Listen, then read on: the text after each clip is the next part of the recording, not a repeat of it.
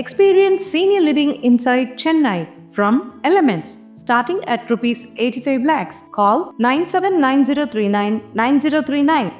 மேற்கு வங்க வாக்காளர்கள் பட்டியலில் 1,25,00,000 சட்டவிரோத குடியேறிகள் இருப்பதாக அம்மாநில எதிர்க்கட்சி தலைவர் சுவேந்து அதிகாரி கூறியது பரபரப்பை கிளப்பியுள்ளது.